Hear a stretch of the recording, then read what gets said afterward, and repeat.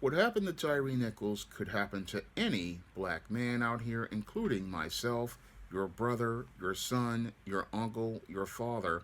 And that's why we all have to stand up as related to the murder of Tyre Nichols and demand justice. Coming to paperback and e-readers, John Haynes, Godbreaker. The man who rules the world takes on the Asgardian god of thunder in this action-packed, all-new John Haynes series adventure. Pre-order your copy of John Haynes, Godbreaker at online booksellers today. I wanted to make a video about what happened to Tyre Nichols, but I wanted to make sure that I got all of the information regarding the case. Now, what happened to Tyre Nichols really shows how deep the psychological damage white supremacy does to the black mind, and it really shows how dangerous a spellbound black person can be and how far they will go as related to their lengths to gain white acceptance. Now, what's really troubling to me is that Tyre Nichols didn't lose his life to a rogue white police officer. No, he wound up losing his life as the result of the actions of a group of black police officers. And these black police officers went and, as I see it, murdered this man because they wanted to believe that they were blue before they were black. Now, on January 7th, Tyre Nichols was driving home from his job at FedEx when he was pulled over by members of Memphis Police Department's Scorpion unit as related to alleged erratic driving. Now, that's what the Memphis police officers were alleging as related to their police reports. However, when we look at the video of the two confrontations that Tyre Nichols has, we see a completely different story. Now, in the first video, we see the officers basically boxing Tyre Nichols' vehicle in, and they don't identify themselves. They don't order him in as related to any instructions. They just get so caught up in their feelings about the power that they have that they yank the door of his vehicle. And as Tyre Nichols is trying to comply with their instructions, we see these officers just roughly handling him and never giving him an opportunity to even deal with whatever alleged allegations they are making regarding whatever traffic violation he has participated in. No, these officers of this Scorpion unit are just really violent towards him in the initial confrontation, and as your Tyre Nichols is fearing for his life, he runs away from these officers and then winds up being confronted again in a confrontation by more police officers who brutally beat him after tasering him, pepper spraying him, then go and hit him with a baton as they're trying to allegedly arrest him. And after they allegedly arrest him, they are also then punching and kicking this man and basically brutalizing this man all around. And in these videos, we don't see any officers talking about reading this man his Miranda rights. We don't see them talking about any sort of charges. No, the only charge we see are these officers basically getting off on the whole idea of the power that they have by trying to break a black man down. That's what I saw as related to what happened to Tyre Nichols. I saw a black man being brutalized by not a group of police officers enforcing the law, but I saw a group of terrorists looking to break down a man, and their behavior was no different than the gangs that this Scorpion unit said that they wanted to fight against in Memphis. Now, again, this Scorpion unit was meant to be a so-called anti-gang unit, but when I look at the behavior of the officers in this Scorpion unit, they were no different than many of the gang members they said that they were fighting against. And it looked like to me that these so called Scorpion members were the poison in the community because as they were looking to put a sting on Tyre Nichols, they weren't looking to arrest him for a traffic stop. No, they were looking to send a message to this driver that he was not supposed to be in that area and he needed to fear them. This is something that I've seen many white supremacists and racists participate in, and I even wrote about this type of terrorism in my novel The Temptation of John Haynes, where the John Haynes character, the CEO of Morris Phillips, is racially profiled by members of his own security team. And what's really troubling here is that I see what with Tyre Nichols, that same type of terrorism being inflicted on him, because as Tyre Nichols was just trying to go home, what he ran into were not police officers who wanted to deal with an individual who was allegedly driving erratically. No, I saw a group of individuals who were looking to terrorize a black man who they had nothing but contempt for, and they wanted to go out here and break a black man down in front of them, and they wanted to go out here and humiliate that black man as they were allegedly arresting him. And again, this type of terrorism is all about sending a message to a black man, and this is the type of terrorism that many white supremacists participate in when they have jobs in places like security. They want to send a message to that black man that he is to never come back to this area, or this you will receive an even worse beating the next time. Now, what is even more egregious than the terrorism and the vicious beating that Tyre Nichols received was the just absolutely egregious treatment that Tyre Nichols received after he was brutally beaten. Now, Tyre Nichols, after being brutally beaten and handcuffed by these police officers, was left to lean on the side of a police cruiser, and as EMTs came to supposedly take care of his health issues, they basically ignored him for 2 hours, and Tyre Nichols didn't really get any care from those EMTs at the beginning because they had the same type of anti-black racism and expressed the same type of contempt that these black police officers showed him. And as they showed him contempt, this man was sitting there injured and in pain and not getting any care or being taken to a hospital. No, instead, they just let him sit there for 2 hours, and his injuries got worse. And as his injuries got worse, he basically was on the road to dying 3 days later. So the EMTs did not go out here and provide Tyre Nichols with any medical care after these Memphis police officers wound up brutally beating this black man. And again, what's really troubling about this whole situation is that we are 3 years removed from the vicious murder of George Floyd. And what's really disturbing about this whole case is that 3 years after the murder of George Floyd, we see that absolutely nothing has changed in this country as related to these out-of-control rogue police officers.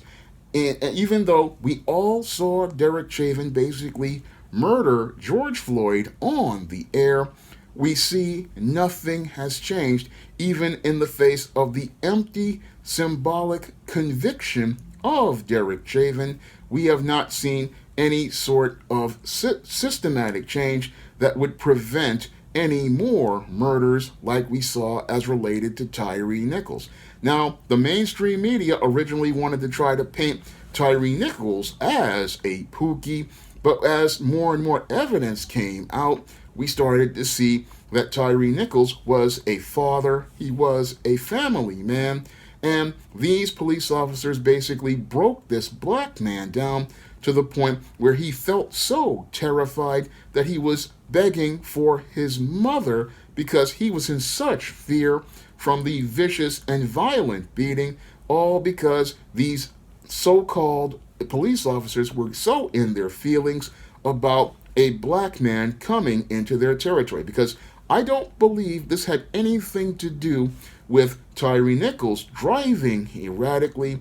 No, I don't believe that had anything to do with it at all, because as somebody who knows about the spellbound mindset of these spellbound black folks, I know all about their need for power. And I talked about this in a live stream of just about at the start of the year, where I talked about dealing with the frustrations of the spellbound black person, because the spellbound black person, they usually act as an enforcer for white supremacy, because they don't want anybody to step out of the white supremacist box that's acceptable to black people. They want to keep all the black people in the boxes that are acceptable to black people, and they want to keep them scared. And that's basically the motive, I believe, for these 5 black police officers participating in this brutal beating. Like these spellbound individuals, they wanted to go out here and be the enforcers who were out here looking to make sure that people in that neighborhood were terrified, and they wanted to make sure that they were submitted to the will of these white supremacists out here, and also the white supremacist in their mind. That's what I believe was their motive for participating in this excessive force, because when it comes down to these black police officers, they are out here looking to not protect and serve the black community. No, they are looking to fit into the black box that's acceptable to the white supremacist. And the way they fit into that box is to go and be the enforcer who makes sure that all of these black folks are submitted and afraid, and they will take pleasure in punishing the most minor infraction to instill fear and intimidation into a community. That is something that spellbound black folks go out here and do, and they participate in this kind of terrorism. So you'll hear people wondering, how could black cops go out here and participate in this anti-black racism? Well, they're participating in that anti-black racism because they want to maintain their position of power in white supremacy, and that's why they can go out here and brutalize a black man, because they don't see themselves as black, they see themselves as blue, and because they see themselves as blue, they believe that they can go out and participate in this behavior as related to terrorizing a black man. And we have to start using the word terror, because these acts are not about arresting anyone. This is not about police procedure. No, this is terrorism designed to instill a message of fear in black folks, so they will be scared of the police, and they won't trust the police outside, and will be sitting there cringing in fear. That's what the Scorpion Anti-Crime Unit wanted to do, because they don't see black men as men. They don't see black men as human beings. No, these individuals are so jaded that they see themselves as human beings, but they don't see another black person as a human being. And again, this is the same type of frame of thinking that we saw during the days of slavery as related to the house slave and the field slave. The house slave thought that they were better because the slave master gave them a uniform and allowed them to stay in the house with them. And we see the same thing with these 5 black police officers who believe that they are better because the slave master, the government, has gone out and given them a uniform, given them a purpose, allowed them to get accepted by white supremacy, and they believe that they can get rewarded by going out here and not enforcing the law, but intimidating and terrorizing black people, because that is the unwritten law of white supremacy. That's really the reason why these individuals participated in what I believe to be the murder of Tyre Nichols, because what we saw is a murder of Tyre Nichols, no different than a lynching as related to the Ku Klux Klan, because what we saw on camera were not individuals looking to arrest an individual as related to a traffic stop. No, this was all about terror and intimidation. This was all about stroking fear in an individual. And again, really should trouble most Americans, because we're seeing that there has been no sort of change, even though we had all of these people in 2020 in the uprisings in the streets. We saw nothing really changed, and nothing really changed because many black Americans, we are not vigilant, and we're not vigilant because we're just looking for the rogue white police officers and not really looking to tackle the anti-black culture that creates spellbound individuals like these rogue black police officers, who are no different than the urban terrorists who are a part of the gangs they say they're looking to fight against. Because when I look at the actions of these so-called officers, these individuals were participating, and I keep saying terrorism, it is terrorism. And again, this was about trying to break and humiliate a black man. And again, they had no regard for his life at all and treated him like less of a human being. And I would even say they treated him in the most reprehensible fashion, because the way they treated this man just was of such depravity. I mean, basically leaving this man who, after you nearly beat him to death, you leave him to sit on a police car. Do not give him any care because you don't believe that he's a human being with rights. And this is why I say that these officers should not only be fired, they need to be arrested and not only charged with second-degree murder, but they also need to be charged with violating Tyre Nichols' federal civil rights, because I believe that they violated his federal civil rights when they participated in that traffic stop, because that traffic stop really, again, wasn't about any sort of traffic infraction. No, that traffic stop was all about terror. It was all about, we see a car coming into our territory, disrupting our smooth world. And when we see this car coming into our territory, we need to send a message to that driver. You don't come into our territory. Again, no different than the gang members who go out here and want to keep outsiders out of their turf.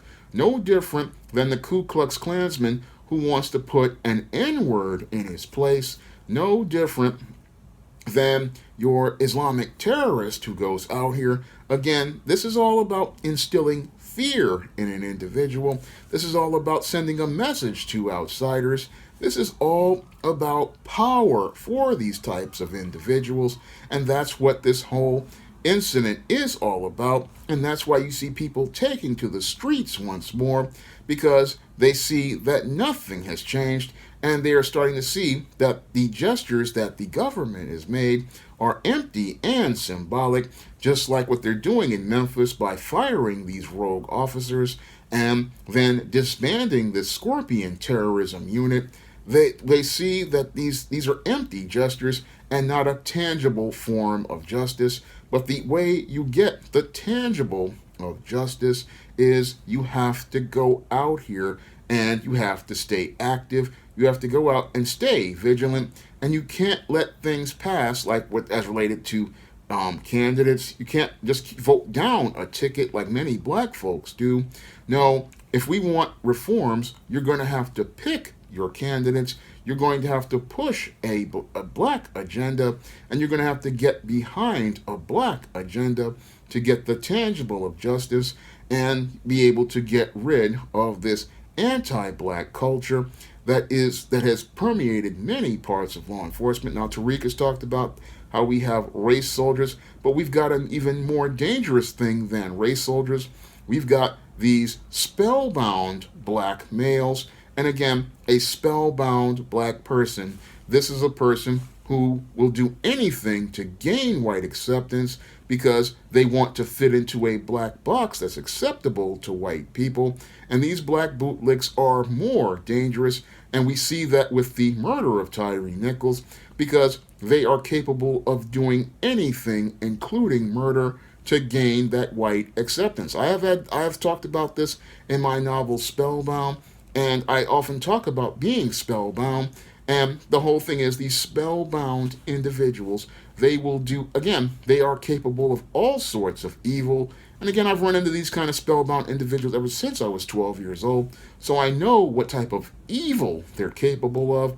And again, these individuals, they are extremely dangerous. And a lot of people will say, how is it possible for a black person to participate in white supremacy? Well, a person will participate in white supremacy if it means that that black person can go out here and gain white acceptance because that person believes they're going to get benefit and favor from white supremacy. So this self-hating individual, even though they have been given power to enforce the law, they would look to enforce not the laws of our Constitution, but the unwritten laws of white supremacy. And that's what we saw as related to the murder, I believe, of Tyre Nichols. And I will call it a murder because this murder shows us how deep the self-hatred goes in some spellbound black person. And it shows us how deep, how they will go and how far they will go and how depraved these individuals were, because after these individuals brutalized Tyre Nichols, what was even the most egregious thing I ever saw was them looking to create a story around it. And again, all of this behavior caught on video. They were basically lying about, oh, he resisted, he did all this. And the video is showing us something completely different. That is the most disturbing thing to watch.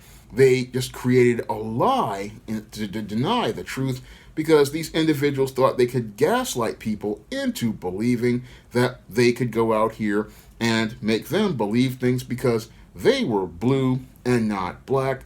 But I believe what's going to happen to these individuals is they're going to show everybody how expendable they are to white supremacy, because these officers, rogue officers, I'm not going to call them officers, these rogue officers basically are going to show that white supremacy, again, breaks a toy, because now that they've participated in what I believe to be the murder of Tyre Nichols, because they are innocent until proven guilty by the court of law, now that they've participated in these alleged murders, we're going to see white supremacy break these toys, and they're going to break these toys by letting them deal with the full force of the criminal justice system, because the criminal justice system does not give the same favor to black people who are their bootlicks like these rogue officers.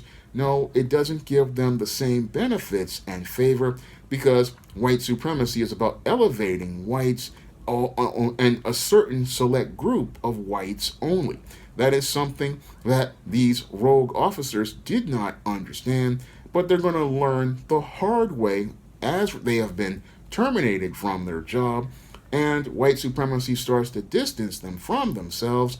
They're going to leave these rogue officers out here to dry, and if they are convicted in state and federal court, they're going to be dealing with batons from Bubba and Tiny as they're turned out for the Little Debbie snack cakes and Taster's Choice coffee and Teenage Mutant Ninja Turtle pies.